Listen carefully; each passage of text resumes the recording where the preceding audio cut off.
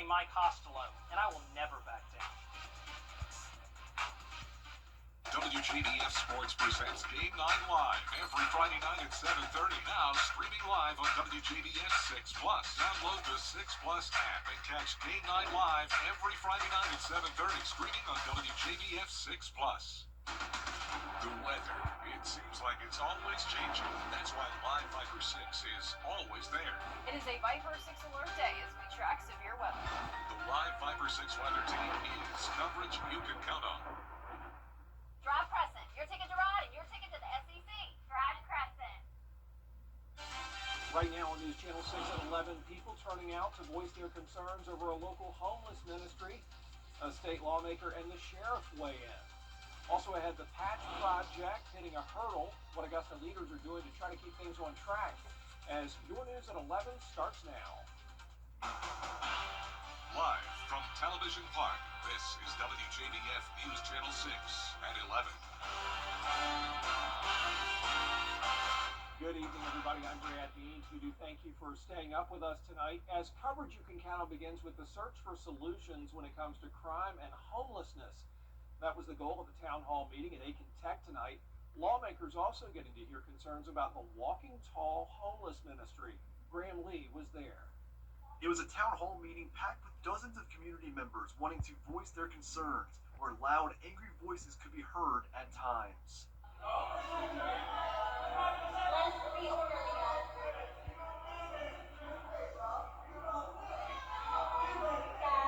Some people in Gloverville and Burnettown have not been happy with what they say is an uptick in crime involving the homeless. At the center of the concerns is the Walking Tall homeless ministry. So now there's a camp right back on the other side of 421 along the back alley, and they're everywhere. They come through my yard, they defecate in my backyard. Walking tall. They ride by there every day, and there'll be 20 crackheads out there laying out with their food, sitting all around the building. You can't put no money in it, you can't invest in it, because it'll be destroyed and it'll be robbed blind every single night. And we're sick and tired of it. Some are calling for the ministry to be held accountable or possibly closed, but opponents say the focus should be to help the ones trying to get back on their feet. If your wish is granted and Walking Tall is mandated to change how they work or even forced to close, what's going to be your solution to this? What support will you offer to this community to fill that gap? A solution some are proposing to lawmakers is a curfew for the homeless. If the sheriff and law enforcement says that's going to keep our streets safer, then 100% I'm on board. Put out a curfew. If the homeless people is not who is hurting, they're breaking the law anyway by stealing people's stuff. That's what they're doing. It's the tax-paying citizens that may want to go out after a curfew. So I don't think we're at that point. The next town hall meeting won't be until January. The leaders say they'll plan to meet and have a lot more discussions about next steps between now and then. In Aiken, Graham Lee, WJBF, News Channel 6. Back in Augusta, where the Richmond County Sheriff's Office needs your help to find a missing teenager. There she is, 18-year-old Sadaja McLean. Last seen tonight just before 6 o'clock on London Boulevard. She had on black pajamas, a black jacket, and a black cross. If you see McLean, please call law enforcement. An 18-year-old given a ticket and released after a crash in Richmond County. It happened last night. Deputies say the driver ran off the dead-end road at Beaver Drive and crashed into a house on Ridgewood Drive in Augusta. There you can see the car just went straight through the house. Some people say it may be time to put a barrier on that road. I was out downtown last night. My neighbor called me and told me what happened. My first thought, I do have a pet, so I wanted to make sure she was okay. Then when I got here, it was just, I don't really have the words to describe. I'm still in shock. My brain isn't working all the way. I've never seen this happen to anyone. A car go straight through a house. Yeah, that really is bizarre. Thank goodness nobody was hurt. A big gang bust to tell you about in Richmond County today, where Georgia's Gang Prosecution Unit indicted 11 people on 42 counts related to gang violence, all facing charges of violation of the Street Gang and Terrorism Prevention Act. 6 of the suspects, Demetrius Scott, Byron Robertson, Khalil Stevens, Clarence Thomas, Damian Bell, and John Quavius Thomas are still wanted. The other 5 are in custody. 7 of them accused in a May 4th drive-by shooting at a home in Richmond County. All right, it is time now for a first check of our weather. Our chief meteorologist, Jenna Petracci is standing by, and you said it was going to happen, Jenna. The humidity kind of crept back in today. Yeah, with the rain, we had that today and yesterday. Definitely pretty cloudy and wet conditions out there with the higher humidity, but all of that is going to change very soon. And you can already see here on Live Viper 6 that it is dry again with showers off to the distance well in the west. You can see over the past 24 hours, a lot of places only picked up trace amounts of rainfall, but we did have this swath here from Crawfordville down to Screven County where we saw around a quarter of an inch to half an inch of rain. Very beneficial for our area since we are still in a drought. This morning, our temperatures were well above average. Felt pretty muggy out there with 66. Then we were near average this afternoon with a high of 84. Here's our Terry Lambert Hyundai Skyview cam over at Wellstar MCG Health. I can't see the full moon out there right now, but I definitely did earlier. And thank you to all of you for sending in some photos of that harvest moon you saw out there. Luckily, the skies have cleared just in time for it. We're in the upper 60s through low 70s right now. 67 in Augusta, 68 in Aiken. Dew points are still high, so it is a muggy night with winds coming out of the northeast, gusts occasionally up to 15 miles per hour. And tomorrow morning, it will be a bit more cloudy with temperatures in the low 60s. I'll have more details coming up, but back to you, Brad. All right, Jenna, thanks. Horse Creek Academy is putting its mission of service into action. A grant program that started a couple of years ago to expand Horse Creek's impact is still going strong, and this year the school is going to give grants to 3 organizations: Halfway to Heaven, First Tee, and Glam Stars Institute of Dance, all about showing students how just small acts of giving can create a big impact. We also try to talk about these winners on and off campus with our kids, so it's something not just that the school's doing, but it's something the kids can be proud of, that they're part of the organization that's making a difference. Local organizations can apply through Horse Creek's website or on their Facebook page. Renovations at the Augusta Golf Course flying high, but for the city, things have hit a rough patch. George Escala has more. Work goes on at the patch. The total redesign of the city golf course under the direction of Augusta National is shooting to be ready in April. Everybody's excited about the new patch and what the National has done for us. But the makeover here has hit a rough patch involving the course's next door neighbor, Daniel Field Airport. We're working through some details of making everything right. According to sources, the patch project has gone a bit out of bounds and is now sitting on about 12 acres of land belonging to Daniel Field. Sources say solutions have been discussed in commission and airport legal sessions. The path the city is taking to get the property in question appraised and then work out a lease agreement with the airport. We're working through those details now, George. We're trying to figure out what's going to be the best solution for both sides. But right now, our goal is to make sure nothing stops. The progress doesn't stop, and we continue to do what's necessary to keep both entities happy. Daniel Field's assistant director said the airport could not comment on the ongoing talks with the city, but it's clear a final solution has yet to land. In Augusta, George Escala, WJBF, News Channel 6. Republicans keeping an eye on Georgia for next. We'll be tracking rain and storms again on Wednesday, followed by a cool down. And I'll have a look at your future cast and your temperatures when we return. It's time to go see. The News Channel 6 mobile app is now even better. Download it today. Now, your most accurate forecast with WJBF Live Viper 6. Welcome back. Like I mentioned at the top of the show, we have the October full moon tonight. It's called the harvest moon, and that name came back from when farmers would gather their crops under the light of the moon before we had artificial light. Hard to imagine that, but it's also the largest and brightest full moon of the year. I saw it earlier, and if you also saw it and took a picture, be sure to send those my way. It peaked tonight at 9:48, but you'll still see it through tomorrow evening as well. This is our Terry Lambert Hyundai Skyview cam. I saw it here earlier, but now you can see it's just a nice quiet night. We do have clear skies, so nice to view the moon with temperatures in the upper 60s, dew points in the upper 60s as well. Winds are calm, and around the CSRA, we do have some spots still in the low 70s late tonight. And right now on satellite and radar, not seeing much cloud cover and no rain anymore. So we did have a few showers come through earlier thanks to this trough of low pressure.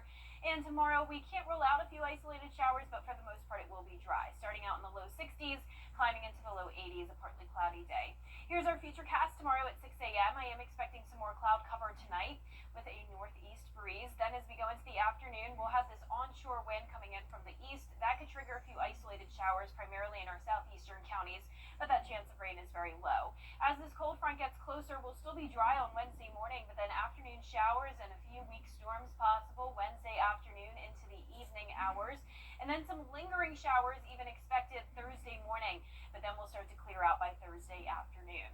Here's our futurecast looking closer to home Wednesday at 1 p.m. Isolated activity starting to expand as we get later on into the afternoon. So don't be alarmed if you're headed out Wednesday evening and run into a heavy downpour. You hear some thunder, see some lightning, but we're not under a threat of severe weather or flooding. Definitely looks like we have a higher chance of seeing some heavier downpours south of the interstate.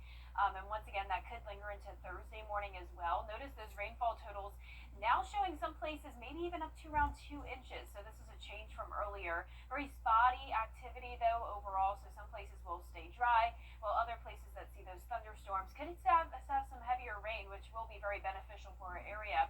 High temperatures going from 86 on Wednesday all the way down to 72 on Thursday. A good chunk of the day will be in the 60s, and then highs will struggle to make it to 80 degrees again.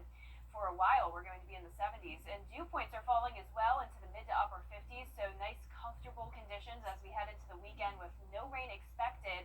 But we've only picked up 1/10 of an inch so far for the month of October. We are still in that first and second phase of drought, so we could definitely use some rain, especially down in our southern line counties. But once again, tomorrow we just have that 10% chance. Now, our low temperatures tonight will be above average in the low to mid 60s, and our high temperatures tomorrow will be right around average in the mid 80s. Your 10-day forecast now is showing the temperatures dropping to 72 on Thursday with some morning showers. A chilly morning on Friday, 54, and then upper 70s over the weekend. Great for outdoor plans. Sunshine into next week as we eventually hit 80 degrees again next Tuesday. Back to you, Brad. All right, Jenna, thanks. Still ahead, the government shutdown continues. What's causing the delays on passing a federal funding bill? We'll have the details for you.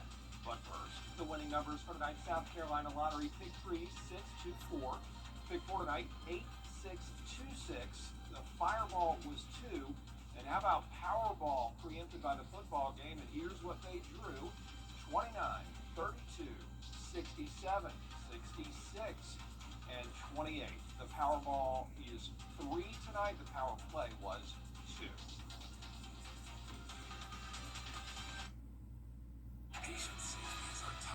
October is Sudden Infant Death Syndrome Month, and to bring awareness on how to keep newborns safe while they sleep, they're trying to get the word out, like the Spartanburg Regional Health System that reports South Carolina continues to see an increase in infant fatalities due to SIDS. So new parents making sure that their sleep space is empty of any clutter, diapers, wipes, nothing in the bed space but for a fitted sheet and the baby. And then we want to make sure too that we have them blanketed safely, so no extra blankets, no stuffed animals, and then wrap them accordingly. DHEC reports in 2023 the number of children who died from SIDS more than doubled from the previous year. A congressman says he has a new plan to pay for road and bridge projects in South Carolina. Ralph Norman says the burden to solve this problem should be on the government. He says truckers are currently paying for it with high taxes, and he wants that to change. What they're being charged now is a triple tax. They have paid the user fees. They have paid the 28.75 gas tax. They have paid the fees for their licenses. So it's not their responsibility, it's government. The South Carolina Transportation Secretary spoke to a committee of state lawmakers back in August, and he expressed concerns then about not having enough money to pay for these projects. Coming up, a local high school volleyball team in prime position for a state championship. Gabriel Stovall will tell you who they are and where they're headed this weekend in sports.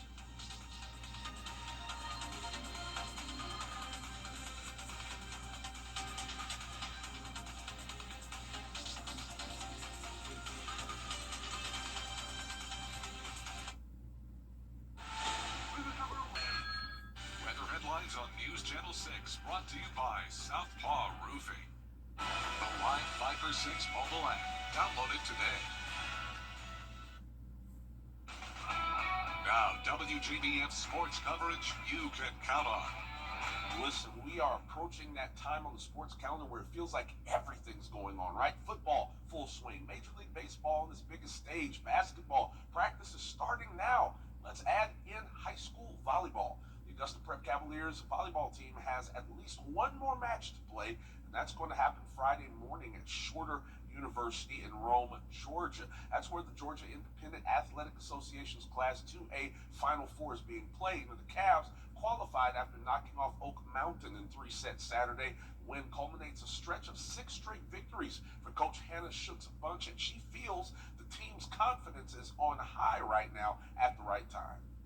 Last year, we got hit by the hurricane, so we went into the state tournament with 2 weeks off, not being able to practice.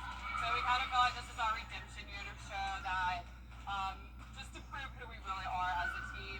We always talk about numbers on the banner, so we always want to put a number on our banners here in the gym. We already won region, so there's one number on the banner. Making it to the Final Four is another number on the banner, so now our goal is to get more numbers on the banner. And Augusta Prep will take on Grace Christian Academy Friday morning at 10 a.m. Win, and they'll play for it all in Rome on Saturday. Now, can you believe it's about time for us to start talking about basketball season? Crazy, right? Coach Dimitris rolled out the basketballs on the hardwood today as the Augusta Jaguars men's basketball team held their first official practice at Christenberry Fieldhouse. Jaguars are looking to best their 2024-25 season, where they finished with a 19-11 overall mark, 13-5 in Peach Belt Conference play in the first round NCAA tournament loss to Lenore Ryan. Now, this year's roster is going to feature a little bit more of a local flair as a pair of freshmen out of North Augusta and Duran Dunbar and Tanner Harrell will suit up for the Jags. Coach Mitris is anxious to see what this year's bunch can do. A lot of question marks. We've had some injuries, so 3 of our top 4 returning players really haven't practiced, and so that really puts a change in some things. But it gives opportunity for all the new guys, the young guys, to get lots of reps and a chance to play a lot early on. Now, believe it or not, we're a little more than a month away from the first tip of the season. Jags going on November 14th against the University of Mount Olive in the 45-second Classic in Wilson, North Carolina. And finally, a little bit of change of pace for our Game Night Live high school football game of the week this week. Instead of a Friday matchup, we've got a couple of Columbia County schools locking horns on a Thursday night. It's Lakeside at Greenbrier this Thursday at 7:30 p.m. Both schools coming in off overtime losses. Last week, Lakeside fell 36-29 in OT to Statesboro. Greenbrier lost 34-28 to South Effingham in overtime. Wolfpack will try to stop a 4-game skid while Lakeside is still looking for their first win of the season. That's all for sports. Back to you, Brad. All right, Gabriel, thanks. Still ahead, a robot that looks very, very lifelike. We'll have the story after the break.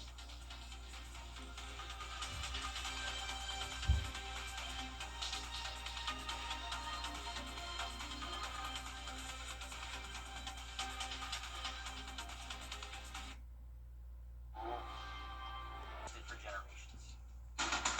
The weather, it seems like it's always changing. That's why Live Viper 6 is always there.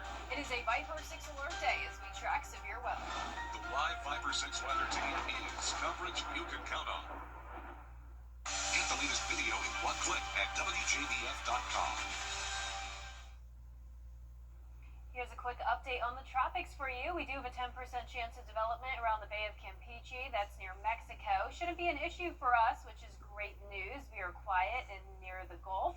And we also have an area out in the Atlantic Basin, now a 90% chance of development. This will likely become Jerry later on this week, but all of our models are showing this stay out to sea. So the tropics are staying quiet for us for a little while longer. And you can see that here over the next 10 days. We do have some rain chances, but it's because of a cold front, and that'll be on Wednesday. A high of 86, then falling to 72 on Thursday with some morning showers. Chilly mornings in the low to mid 50s. Nice, comfortable afternoons in the mid to upper 70s. It's going to be a great weekend. And next week, still very quiet and dry weather, climbing into the low 80s. Those 80s, though, when can we just get rid of them for good? They keep coming back. Look at this new humanoid robot, won't you? It's from a Chinese tech company called Ahead Form. The face of the robot has 25 micro motors under the skin, so that gives it the ability to have expressive facial features, moving eyes, synchronized speech. And the cameras in the robot's pupils help it understand nonverbal cues from humans. The company believes creating realistic robot heads can bridge the gap between human and machines. Is that right? And I don't know, man, that's nightmare fuel right there. They Kind of creepy, right? look a little too real. Yeah, we don't need to bridge the gap. No, Gap's fine. Gap's fine. They took the words right out of my mouth. All that is our report for now. Thanks for staying up. Have a great night.